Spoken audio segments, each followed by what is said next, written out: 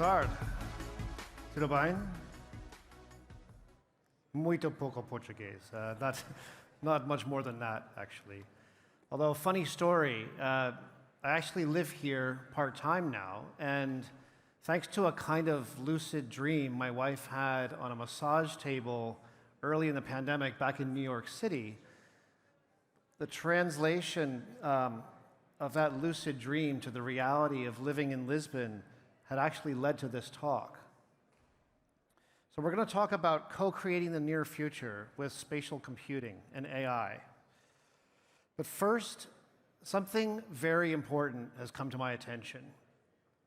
We are not taking quantum mechanics and neuroscience seriously. You, in your business and in your life, are not taking quantum mechanics and neuroscience seriously. Because what quantum mechanics and neuroscience both tell us is that reality is co-created, that we actively participate in the creation of reality. Now, how do I know we're not taking these two seriously? Well, how often do we say, well, the reality is blah, blah, blah. You know, the reality is that won't work. The reality is we've always done things that way. Because reality is just this state of affairs, this set of things or constraints over there, separate from us. Am I right? I mean, our everyday language betrays this as a fundamental belief. So we're going to explore co-creation of the near future with spatial computing and AI. And both of these technologies have been around for decades. For years, we've heard about virtual reality and augmented reality and mixed reality. So what is this reality thing we're talking about? And when we say the near future, we're talking about reality. So let's look closely for a few minutes at what we mean by reality. How many of you believe there's an objective reality? Raise your hands. My hand's up as well, right? We think, many would say that we know that reality exists separate from us. It seems we all live in the same world, that reality exists subjectively. This is common sense, right? And yet each of us experiences the world uniquely through our own lens of beliefs, expectations, intentions, and goals. What we perceive truly depends on this unique individual lens, which is why we disagree so much with each other, why there's so much of this alternative facts. But for the past few centuries, we've relied on science for achieving consensus about what happens in the world.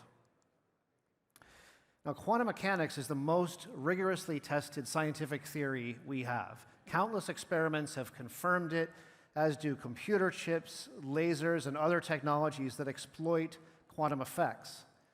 Unfortunately, quantum mechanics defies common sense. For more than a century, physicists have tried and failed to turn the theory into a coherent story that makes sense to us. So the science is solid.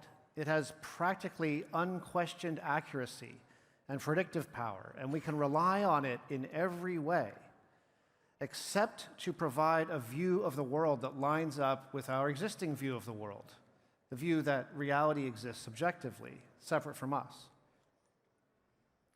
In his book, Q is for Quantum, physicist Terry Rudolph says that quantum mechanics makes it hard to sustain the naive, realistic belief that the universe has physical properties of some sort, independent of my concerns. And in fact, quantum theorist John Wheeler proposes that we live in a participatory universe in which our questions and observations define reality and even bring it into existence.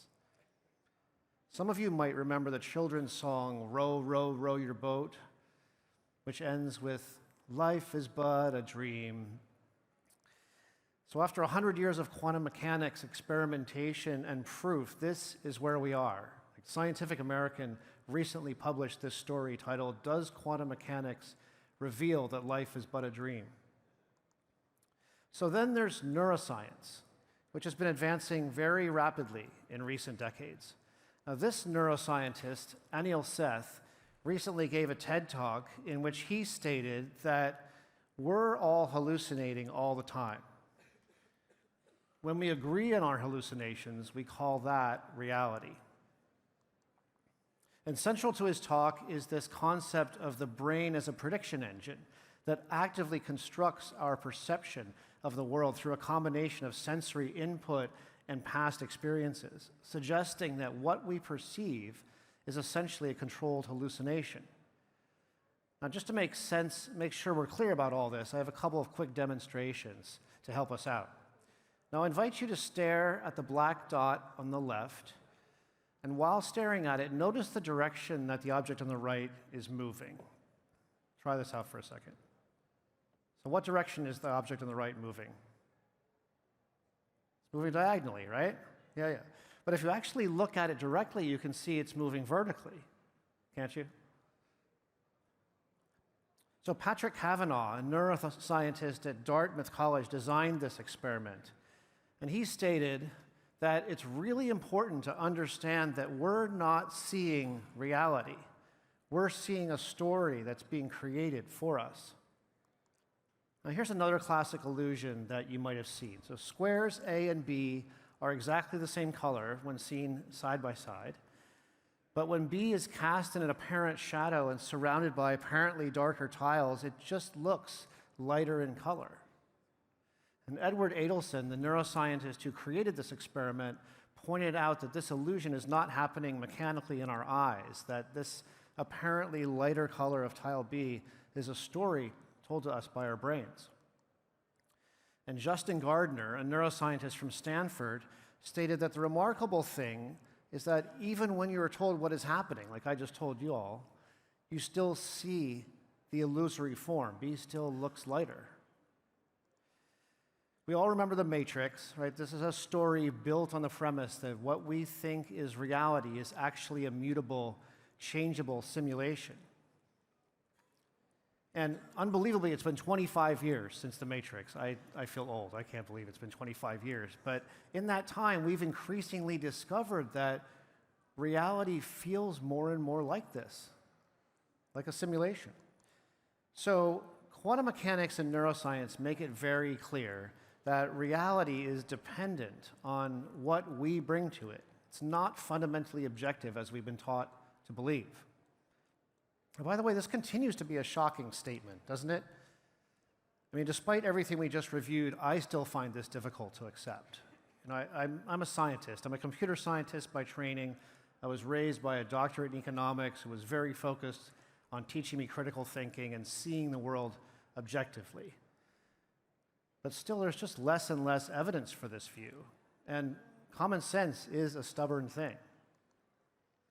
So what if, as quantum mechanics suggests, life or reality is a dream?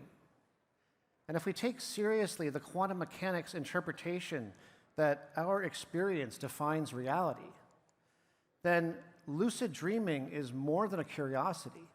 It's a self-guided reality creation practice. When I asked ChatGPT about lucid dreaming, it pointed out that its key aspects are that the dreamer is aware of the dream, has control over the dream, and that dreams are vivid and emotionally and physically very real.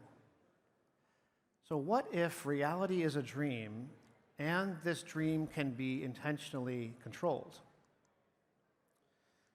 So I've been thinking of augmented reality, technology that I've done a lot of work in, as a kind of lucid dreaming with technology. And as with lucid dreaming, we can control what we experience. We can conjure it into our reality. And Yoko Ono famously said that a dream that you dream together is reality. Shared AR, where we experience digital things in our shared physical space, is co-creating reality. And entrepreneurs dream things into reality all the time. Let's make a social network that everyone can use to find their friends and keep in touch, for example. Or let's make humanity a multiplanetary species, starting with the rockets that we'll need to get to these other planets. Or speaking of which, in the early 60s, JFK dreamily stated, "We're going to go to the moon," without knowing how or what would be required. And that statement co-created the reality, we could say, of going to the moon. So reality is creatable by us as humans. And when we consider technology, it seems to evolve like natural ecosystems do. In 2010, Kevin Kelly published a book called What Technology Wants, in which he argued that technology drives its own evolution, has its own purpose and desired outcomes. Doesn't it feel like Gen AI has taken on a life of its own, like we can already feel it pulling towards AGI in a way? It's also clear that humanity and technology are converging. And Apple's Vision Pro is just the latest and a profound example of this convergence. So let's recap. Reality is not objective, it's creatable by humans, and it's co-created with technology. Still with me? We'll get to the relationship to business in just a moment. This is a good afternoon entertainment, I think. So now that we've established all this, well, how do we co-create reality? And how does this pertain to business, creating and evolving the ways we do business? Well, we've had what is perhaps the most important technology for creation for a very long time. Let's go back to the very beginning. Because in the beginning, God said, "Let there be light," in language, and there was light. So we have this foundational example of language or declaration creating reality. And humanity has an extensive history of deities declaring the world into existence. And there's a long history of spellcasting as well, using natural languages like English and Portuguese, as well as magical languages designed for spellcasting, which is often how I've seen programming languages as a software engineer, as incantations in language that create realities, both inside the computer and in the real world. And language models like ChatGPT leverage this enormous power of language to create. I had a moment while creating this image of God, creating the world, reflecting on my own Christian upbringing and how deep these stories go for me. In my 20s, as a software guy in San Francisco, I learned about Stuart Brand, who was an early internet and tech visionary. And back in 1968, in response to the incredible technologies of his day, he said, "We are as gods, so we may as well get good at it." And then this happened last week. Most of you have seen this, but it perhaps bears repeating. OpenAI announced its new video model, Sora, that can create photoreal cinematic quality video from just language, just a text prompt. So the prompt in this case is a movie trailer featuring the adventures of the 30-year-old spaceman wearing a red wool knitted motorcycle helmet, blue sky, salt desert, cinematic style, shot on 35mm film, vivid colors. A minute-long video came out of this. So humans and AI are already co-creating reality. And as that quantum theorist described earlier, we and AI are part of this participatory universe, an ecosystem that is co-creating reality. Okay, now you might think these tools can create text and images and video, which is amazing, but they're not creating reality yet. Well, let's take this further into the realm of spatial computing. Now, spatial computing is the mediator between spatial or physical reality and digital reality, essentially giving computers an understanding of the physical world so they can interact with it and with us in more natural ways. Now, spatial computing has existed for decades, but combined with AI, it's about to redefine what digital transformation means. And today, we can use language to create 3D spatial models, models that can be the basis for the design process, for physical products, for residential and commercial spaces, really anything physical. This is one of my favorite examples. It's a tool from Blockade Labs. The prompt to me, I don't know if you can see it here, is actually dream up your world. So here I'm practicing my godlike powers by typing in "let there be" an Ecolux villa on the Portuguese coast, something I aspire to living in. And we get this, I select interiors and realistic and click generate, and a few seconds later I get this panorama, which is amazing in itself, beautiful place, but which can also be downloaded as a 3D model, and I can load it into Unity or Unreal Engine and experience it in VR and a headset immersively, or use it as a starting point for interior design, really whatever I want. And this capability has only been available for a few months, and then as of this past week, AI-generated video like this one, again from OpenAI's Sora model, which is astounding in itself.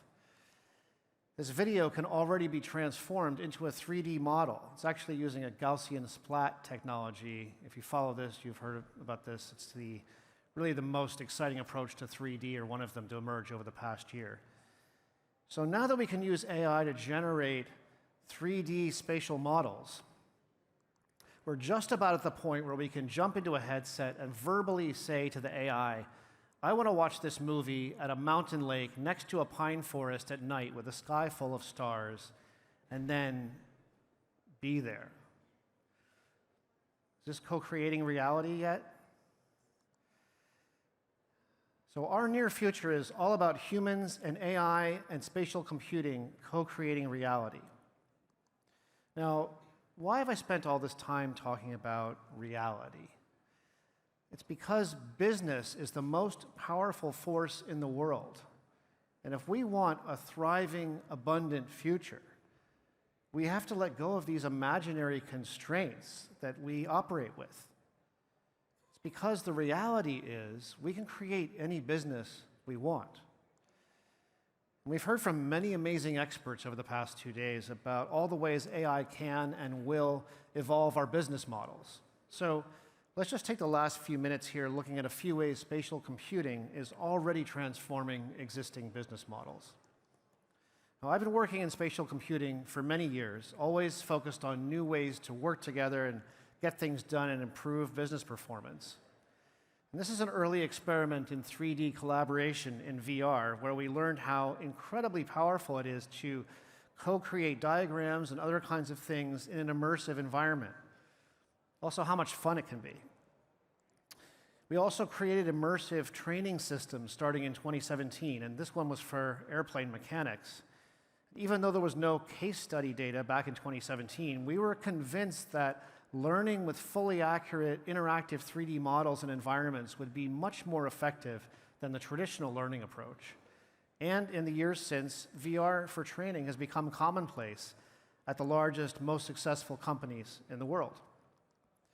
But an even more exciting and transformative capability of spatial computing is the ability to place digital information and objects at specific points in physical space. Recently, we worked with spatial computing startup Alki Labs to bring this capability to physical retail.